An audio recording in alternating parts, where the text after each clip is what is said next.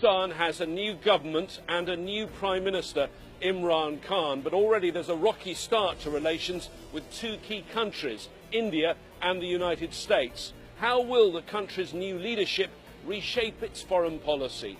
We speak to the new Foreign Minister, Shah Mehmood Qureshi, who's been here at the UN General Assembly in New York, about his options for the world and the region.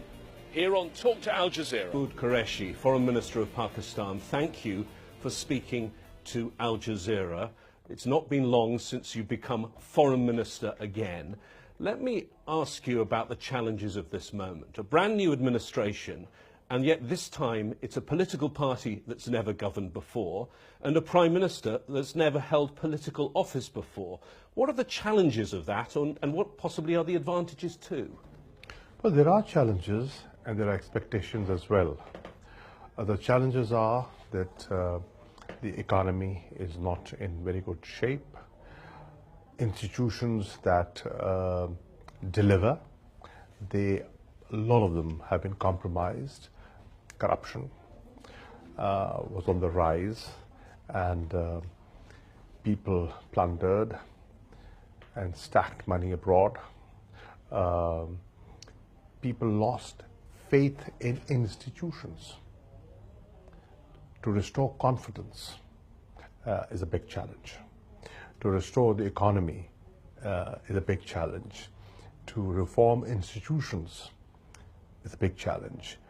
In Imran Khan, they feel we have a person who enjoys credibility, reputation, and he's a figure, a national hero, and they feel when he decides to do something, he delivers.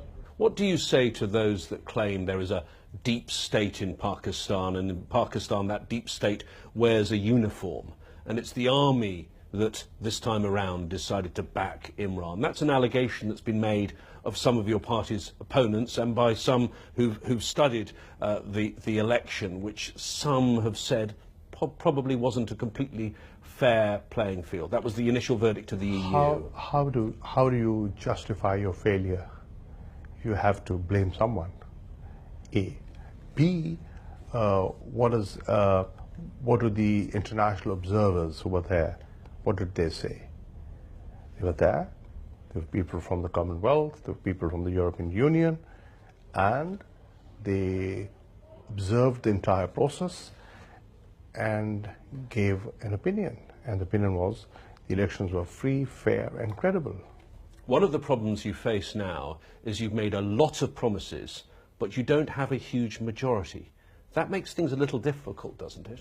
It does, to an extent that for legislation you need a majority, and we do not have a majority in the Senate right now. So what we need to do is build consensus, and hopefully a couple of years down the line we will have rerun for the Senate, and hopefully the numbers will change. Your party's only been in power for a short period, so it is very early days, but first impressions count. It's fair to say there have been a few stumbles, haven't there? For example, selling off the government cars. You raised not as much money, the government, as it hoped to raise, only about 1/10 of the amount of money that you hoped to raise. And there's been some ridicule that the Prime Minister, after doing that, travels around by helicopter. To begin with, selling cars was not generating money. It was conveying a message, and the message was austerity. The message was to live within your means. Traveling by helicopter wasn't extravagance, it was a security requirement.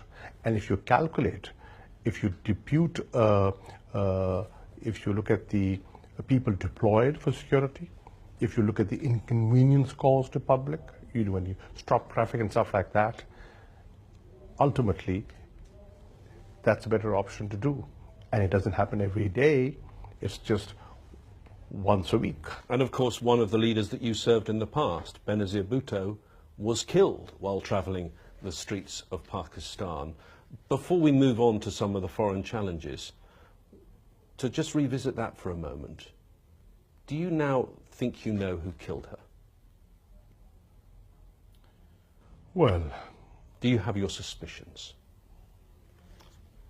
Let the party that I used to be in speak for that. They claim they know it, but they don't share it. So I will let them speak for who killed her. It's unfortunate the way she went. She could have contributed significantly to the country. Quite a dynamic personality. It's unfortunate we lost her. Let's move to relations with America. And if you don't mind, I'm going to start where you left when you were last foreign minister, because you resigned. And you resigned over the decision to let a CIA contractor who shot 2 men in Lahore not be prosecuted. Can you explain, go back there and say why you found that incident so wrong? What they were claiming, he was not. They wanted diplomatic immunity. He wasn't a diplomat. So what they were asking for was unfair. And all I was saying, the documents do not justify what you're demanding. So the position I took later, I was vindicated. He was not a diplomat. But do you think it shows something about the way the US has been treating Pakistan over the last 17 years since 9/11? We understand why they engaged themselves in the region, but did they respect Pakistan's sovereignty during that period? Well, history tells us that powers at their height look at things differently. Their behavior is different. And the US, being a global power, they expect special treatment. The relationship between Pakistan and the US, I think you probably would agree, has been, for a long time, somewhat complicated. But it seems to be particularly strained since President Trump took office. He put out a tweet in January. The United States has foolishly given Pakistan more than $33 billion in aid over the last 15 years, and they've given us nothing but lies and deceit. That is a difficult thing now for you to repair. Does he have a point there? I think if he had seen what Pakistan has done, if he had traveled to that area and the region and seen the challenges that we face, and we faced fighting terrorism, the sacrifice, the human loss, the economic sacrifice, he could have perhaps appreciated and been more sensitive to some of our concerns. We have moved on. We've recognized the challenge, and we've contributed to safety. Mainland USA today is safe because many of our youngsters and officers and soldiers sacrifice themselves. Absolutely true. Huge numbers of casualties. But there are some who claim that some in your army, some in your intelligence, the ISI, were playing a double game. They were helping the Taliban. They were helping Osama bin Laden. True? They were helping their own country. They were helping overcome a situation which was not of their creation. Who were these people? Who supported them? Who trained them? We forget history, and at times we overlook that trends change.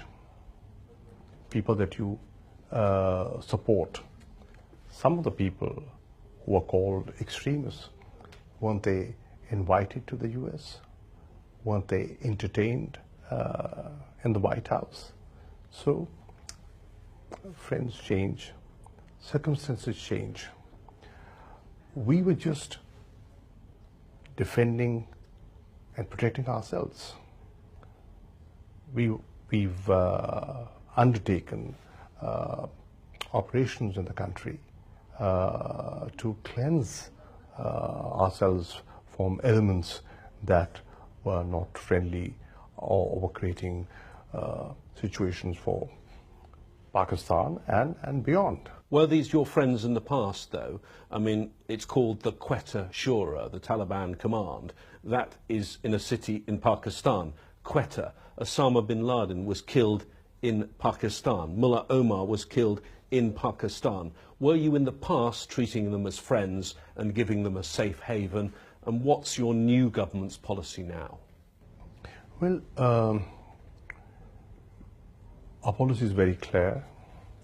We do not want safe havens, and what we've gone through, we've undertaken a very serious effort to cleanse ourselves and to clear the areas. The different operations that the army has undertaken have cleared those areas that were unthinkable of visiting. You can come and travel there. You can come and see for yourself. See how life has returned, how people have gone back, how there are sports activities taking place, how schools are being rebuilt, an area that where at one stage it was felt that the writ of the government doesn't exist. In those very areas have now been merged with the KP province. Look at the areas that were governed under a special law are now being governed by similar laws. They have been brought into the mainstream. Do you think the timing was unfortunate? You had the Trump administration coming into power, not really initially focusing much on building foreign relationships. It took a long time because they, I think, frankly, didn't expect to be elected. It took a long time for them to reach out to people around the world. And at the same time, by the time they were getting to know countries around the world, you had the Prime Minister Nawaz Sharif removed from power. It seems to be a rather unfortunate set of timings that when you could have reached out to the Trump administration, you sort of had a caretaker type administration in place until the elections that have brought your party to power. Well, Nawaz Sharif was not taken out of power. There was a Supreme Court judgment. He was held accountable, and nobody threw him out. Even when he left, when he was convicted, the party continued. The party was still in office. The Prime Minister who succeeded him was his hand-picked Prime Minister. The ministers were the same. Punjab, the largest province of the country, had his brother governing that province. But what I'm saying is, do you not think because of all of what happened, the relationship with the US got neglected by the previous government? Well, the previous government for 4.5 years had no foreign minister. What was stopping them? The Prime Minister was doing the job as well, wasn't he? Well, you see, Prime Minister supposedly was doing the job, but Prime Ministers are Prime Ministers, and they have so much on their plate. They cannot focus on events that require immediate attention. So a lot of things were ignored, and a lot of relationships got affected. And one of those is the US relationship. You've told me how things have changed, but President Trump hasn't got the message. Congress hasn't got the message. The Pentagon hasn't got the message. Congress has withdrawn $500 million in aid funds. The Pentagon's cancelled $300 million in military assistance. How do you get the message to Washington? We are 1 month old. It takes time. You need engagement. the only high-level interaction we've had is just one meeting with the Secretary of State when Secretary Pompeo visited Islamabad on his way to Delhi. That was the first engagement that this government had, and I think it was a good meeting. The conversation that he had with the Prime Minister on telephone was a good conversation. And the meeting he had with me and then with the leadership, the civil and the military leadership, I was part of that, was very encouraging. And the fact that he is going to meet me on the 2nd in Washington shows that they're thinking of perhaps revisiting their approach to Pakistan. Does Pakistan now have other options than just the US relationship? Can you have, I mean, Russia, for example, and China, where you have had a very long friendship, but growing ties and growing economic ties? Do you need the US in the way you perhaps did in the past? Well, we want the US to be friends with Pakistan. We recognize the US is an important global power, and they will continue to be a military, technological, and economic power in the foreseeable future. Well, they are looking at different options. They're looking at new friends in the region, and we do have friends who've been consistent, very valuable. China's one of them. There are others who feel and recognize how important, how strategically located Pakistan is, and do understand Pakistan's importance. So we're not alone, and everyone has options. I know you're not the finance minister, you're the foreign minister, but is one of those options a loan from the IMF? And how do you square, if that is an option, the words you've just said and the words from your Prime Minister? He said, "We formed a bad habit of living on loans and aids from other country. No country can prosper like this." Do those words mean an IMF loan is ruled out or not? No. That does not mean that. What it means is that we today have accumulated so much debt that bulk of our resources are exhausted servicing that debt, and we need to do things differently.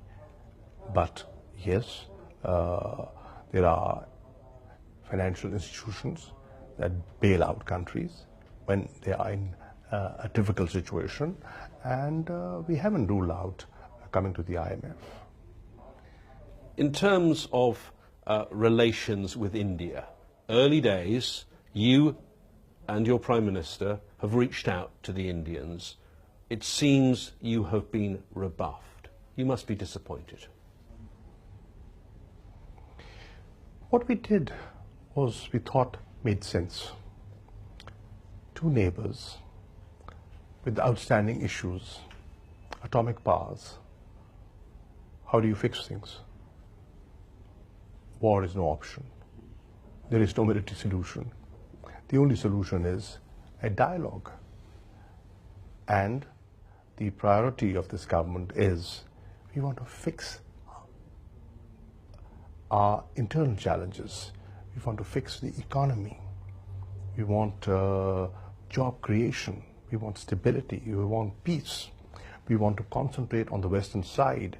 And if we want to concentrate on the Western side, we want ease on the Eastern side. So we reached out and wanted to engage. And the Prime Minister, in his first address on the 26th of July, very clearly said, "You take one step towards peace, we will take two."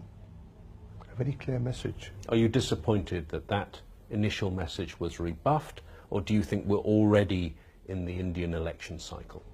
I think Indian internal domestic politics prevailed, and they do realize what we are saying makes sense and is a big element within India. Look at the criticism that the Indian government is facing from their own people, from their intelligentsia, from their own media.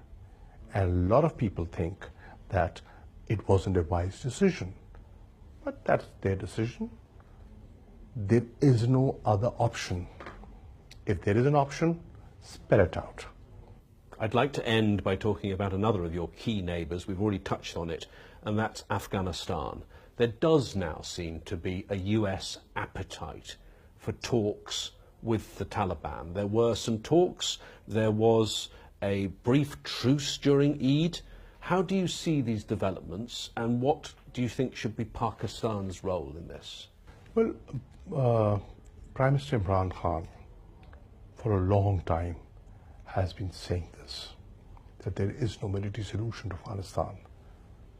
The only solution is a negotiated political settlement, an inclusive approach. After all, Taliban are Afghans.